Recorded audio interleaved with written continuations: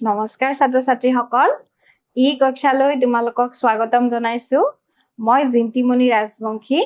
আজি তোমালোকৰ মাজলৈ নতুন এটি ভিডিও লৈ আকৌ আহিছো ছাত্ৰ ছাত্ৰীসকল আজিৰ ভিডিওটিত আছে ষষ্ঠ শ্ৰেণীৰ সমাজ বিজ্ঞানৰ পাঠ্যপুথি সমাজ বিচিত্ৰা স্বদেশ বিদেশৰ সমাজ পৰিচয় আৰু পাঠ্যপুথিখনৰ পাঠ নম্বৰ 9 আৰু 9 নম্বৰ পাঠত আছে প্ৰাচীন ভাৰতৰ ৰাজবংশ আৰু সমাজ ছাত্ৰ ছাত্ৰীসকল আজিৰ ভিডিওটিত আমি এই পাঠটিৰ 5 নম্বৰ অংশ আলোচনা কৰিম ইয়াৰ আগতে আমি 4টা অংশ আলোচনা কৰিছিলো ছাত্ৰ ছাত্ৰীসকল আমি আগৰ অংশবোৰত কি পাইছিলো মৌৰ্যসকলৰ কথা গুপ্তসকলৰ কথা মৌৰ্যসকলৰ বা গুপ্তসকলৰ শাসন ব্যৱস্থাৰ কথা নহয়নে ছাত্ৰ ছাত্ৰীসকল এই মৌৰ্য আৰু গুপ্তসকলে কোট শাসন কৰিছিল ভাৰতৰ উত্তৰ অংশত বা উত্তৰ ভাৰতত এতিয়া এই উত্তৰ ভাৰতত মৌৰ্যসকলৰ শাসন চলি আছিল বা গুপ্ত বংশৰ শাসন চলি আছিল দক্ষিণ ভাৰততনো কোনে শাসন কৰিছিল সেই কথাখিনিওটো আমি জানিব লাগিব নহয়নে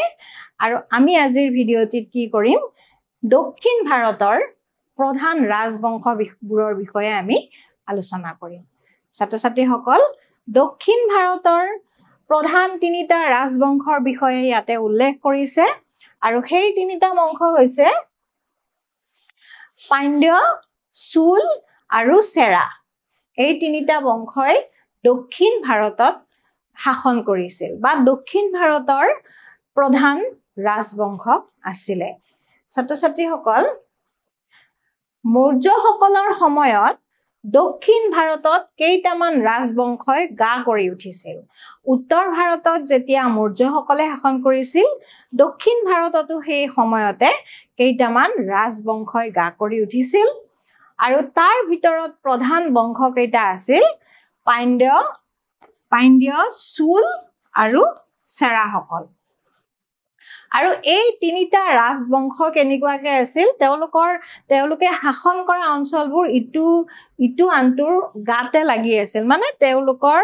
অঞ্চলবোৰ ওচৰা ওচৰিকে আছিল তেওঁলোকে শাসন কৰা অঞ্চলবোৰ প্ৰথমতে আহো আমি পাণ্ড্যসকলৰ কথা পাণ্ড্যসকল বৰ্তমান তামিলনাডুৰ কিছু অংশ জুৰি পাণ্ড্য বংশৰ শাসন চলিছিল ছাত্ৰ ছাত্ৰীসকল তোমালোকে তামিলনাডুৰ নাম আটাই শুনিছা বৰ্তমানৰ তামিলনাডু দক্ষিণ ভাৰতত আছে আৰু তামিলনাডুৰ কিছু অংশ কি কৰিছিল তামিলনাডুৰ কিছু অংশত এই পাণ্ড্য বংশৰ লোকসকলে শাসন কৰিছিল আৰু তেখেতসকলৰ ৰাজধানী আছিল মাদুৰাই পাণ্ড্যসকলৰ ৰাজধানী কি আছিল ছাত্ৰ ছাত্ৰীসকল মাদুৰাই ৰোমানসকলৰ সৈতে পাণ্ড্যসকলৰ বাণিজ্যিক সম্পৰ্ক আছিল আৰু সেই সময়তে ৰোমানসকলৰ সৈতে মানে ৰোমানসকল বিদেশী লোক আৰু তেখেতসকলৰ লগত আমাৰ ভাৰতৰ দক্ষিণ ভাৰতৰ পাণ্ড্যসকলৰ কি আছিলে বাণিজ্যিক সম্পৰ্ক আছিল ৰোমান সম্ৰাট আগষ্টাছৰ ৰাজসভালৈ তেওঁলোকে কটকী পঠাইছিল কোনে পঠাইছিল পাণ্ড্যসকলে আৰু পাণ্ড্যসকলে ৰোমান সম্ৰাট আগষ্টাছৰ ৰাজসভালৈকে আমাৰ ভাৰতৰ পৰা কটকী পঠিয়াইছিল তেওঁলোকৰ শাসনকালত বাৰ্মনসকলে বিভিন্ন ক্ষেত্ৰত আগস্থান লাভ কৰিছিল মানে পাণ্ড্যসকলৰ সময়ত বাৰ্মনসকলক হয়তো উচ্চ স্থানত ৰাখিছিল আৰু সেয়েহে বাৰ্মনসকলে আগস্থান লাভ কৰিছিল বুলি উল্লেখ কৰিছে ছাত্ৰ ছাত্ৰীসকল ইয়াৰ পিছত আহিল চোল ৰাজবংশ চোল ৰাজবংশৰ মূল কেন্দ্ৰ তেখেতসকলৰ মূল কেন্দ্ৰ আছিল উৰায়ুৰ নামৰ ঠাইখনত লগতে চোলামণ্ডলম আৰু সেই চোলামণ্ডলম হৈছে বৰ্তমানৰ কৰমণ্ডলম নামৰ ঠাইখন আগতে আছিলে চোলামণ্ডলম আৰু উৰায়ুৰ চোলসকলৰ মূল কেন্দ্ৰ আৰু তেখেতসকলৰ চোলসকলৰ ৰাজধানী আছিল তামিলনাডুৰ কাবেৰীপট্টনম ছাত্ৰ ছাত্ৰীসকল তামিলনাডুৰ কাবেৰীপট্টনম নামৰ ঠাইখনত আছিল চোলসকলৰ ৰাজধানী আৰু এই অঞ্চলটো ব্যৱসায় বাণিজ্যৰ ক্ষেত্ৰত কি আছিল আগবঢ়া আছিল চুলসকলে কপাহী কাপোৰৰ ব্যৱসায় কৰিছিল যেহেতু আমি পালোৱে যে সেই অঞ্চলটো ব্যৱসায় বাণিজ্যত আগবঢ়া আছিল আৰু তেখেতসকলে কি কৰিছিল চুলসকলে কপাহী কাপোৰৰ ব্যৱসায় কৰিছিল ইয়াৰ পিছত আহিল চেৰা ৰাজবংশ আমি তিনিটা ৰাজবংশৰ কথা মূলতে পাইছো পাণ্ড্য চুল আৰু চেৰাসকলৰ বিষয়ে আহাচোন পঢ়ো দক্ষিণ ভাৰতৰ আন এটা গুৰুত্বপূৰ্ণ ৰাজবংশ আছিল চেৰা ৰাজবংশ কি আছিল ছাত্ৰ-ছাত্ৰীসকল চেৰাসকলে পাণ্ড্যসকলৰ পশ্চিম আৰু উত্তৰ দিশত শাসন কৰিছিল চেৰাসকলে পাণ্ড্য ৰাজবংশৰ পশ্চিম আৰু উত্তৰ দিশত শাসন কৰিছিল পশ্চিম আৰু উত্তৰ দিশত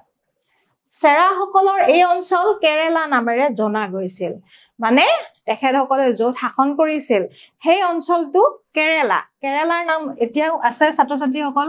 কেৰেলা নামৰ ৰাজ্যখন আছে আৰু তেতিয়াও আছিলে আৰু চেৰাসকলে সেই কেৰেলা নামৰ ঠাইখনতে কি কৰিছিল শাসন কৰিছিল বুলি কৈছে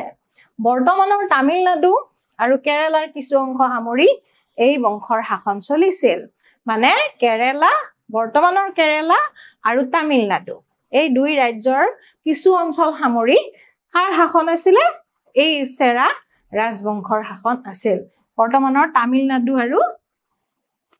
কেৰেলাৰ কিছু অংশ সামৰি তেখেতসকলৰ শাসন অঞ্চল আছিল ছাত্ৰ-ছাত্ৰীসকল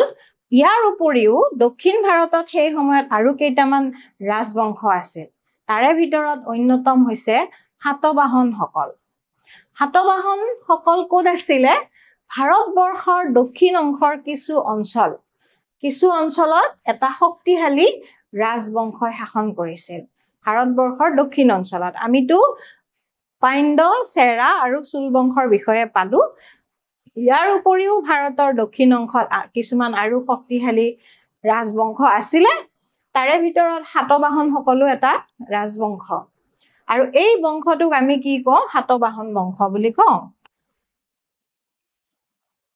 তেওঁলোকক অন্ধ্ৰ বুলিও জনা যায় ছাত্ৰ-ছাত্ৰীসকল সাতবাহনসকলক আন এটা নামেৰে জনা যায় আৰু সেইটো হৈছে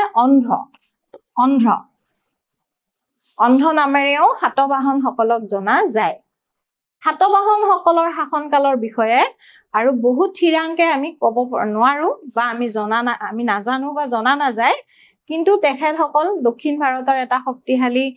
ৰাজবংশ আছিল তেখেতসকলক অন্ধ্ৰ বুলিও কৈছিলে সেইখিনি কথা আমি গম পাইছো আৰু খ্ৰীষ্টপূৰ্ব প্ৰথম শতিকাৰ মাজভাগৰ পৰা তৃতীয় খ্ৰীষ্টাব্দৰ মাজভাগলৈ তেখেতসকলে শাসন কৰিছিল বুলি জনা গৈছে কেতিয়াৰ পৰা ছাত্ৰ-ছাত্ৰীসকল খ্ৰীষ্টপূৰ্ব প্ৰথম শতিকাৰ মাজভাগৰ পৰা তৃতীয় খ্ৰীষ্টাব্দৰ মাজভাগলৈ খ্ৰীষ্টপূৰ্ব প্ৰথম শতিকাৰ মাজভাগৰ পৰা তৃতীয় খ্ৰীষ্টাব্দৰ মাজভাগলৈ সাতবাহনসকলে শাসন কৰিছিল বুলি জনা যায় ইয়াৰ পিছত ছাত্ৰ-ছাত্ৰীসকল আৰু এটা বংশ